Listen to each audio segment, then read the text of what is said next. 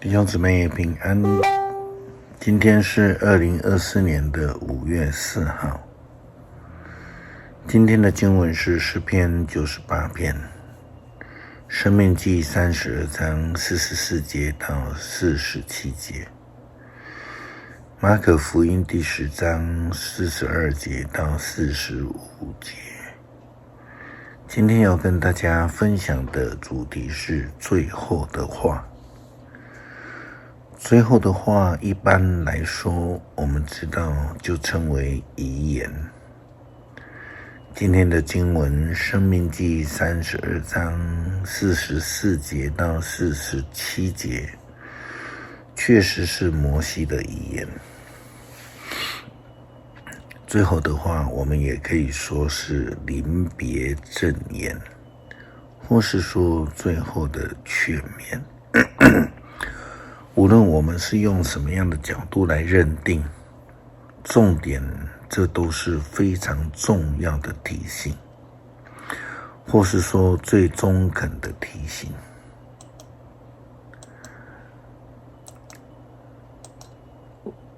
摩西在申命记32章44节到47节当中提醒非常重要，这是一个遗言歌。摩西跟嫩的儿子约书亚在以色列全会众面前朗读这首诗，摩西的遗言。摩西把上帝的教训向人民宣告之后，对他们说：你们必须切实遵行我今天向你们颁布这一些诫命，也传授给你们儿女，叫他们遵行。这些诫命不是空话，而是你们的生命。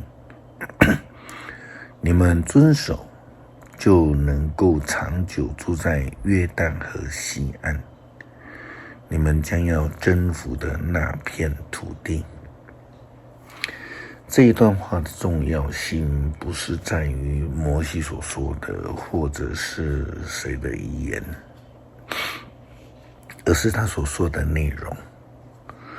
摩西特别提到了诫命的问题，他说这些诫命都不是空话，而是你们的生命。你们遵行，就能够长久住在约旦河西岸，你们将要征服的那片土地。诫命是一种生命，而不是白纸黑字的法条而已。这是非常重要的一个提醒，因为呢，一般的基督徒一般的人都认为诫命只不过是法条而已，是死的。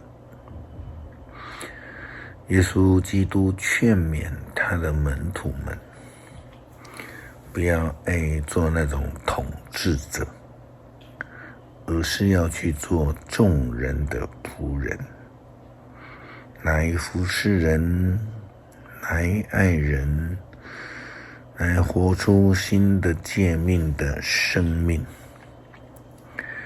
马可福音第10章42节到45节，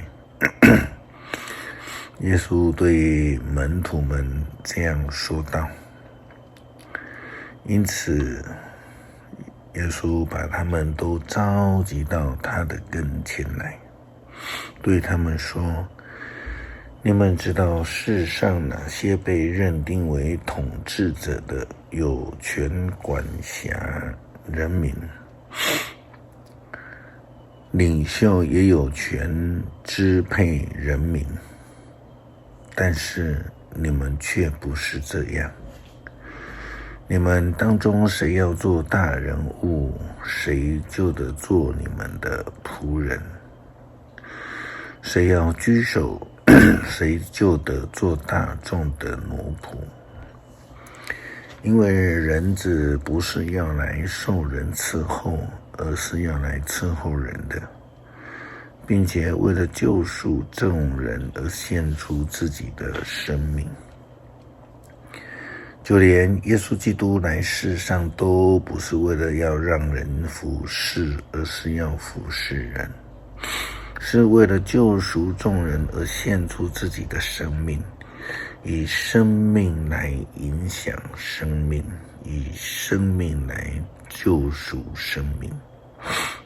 耶稣基督的劝勉与摩西最后的劝勉都是非常重要的。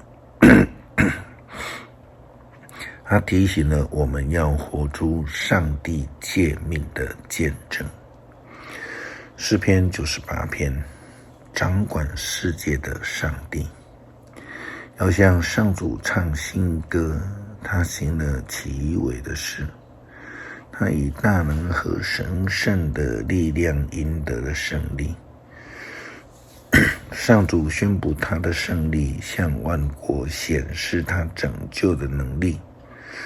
他谨守向以色列人所做的应许，以信实不变的爱待他们。全地的人都看见了我们上帝的救恩。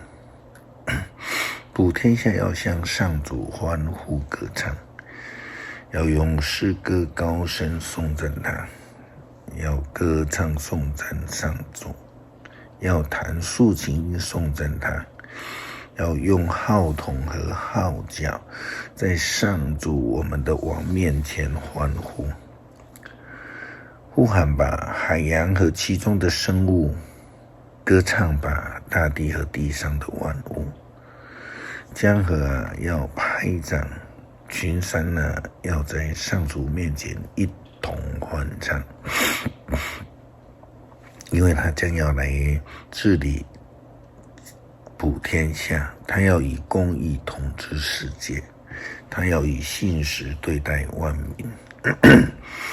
恳求主时刻提醒我们，帮助我们有助人服侍人的心志，让我们愿意服侍主的诫命，顺服，活出爱人的见证。祷告，感谢奉主耶稣基督圣名求，阿们。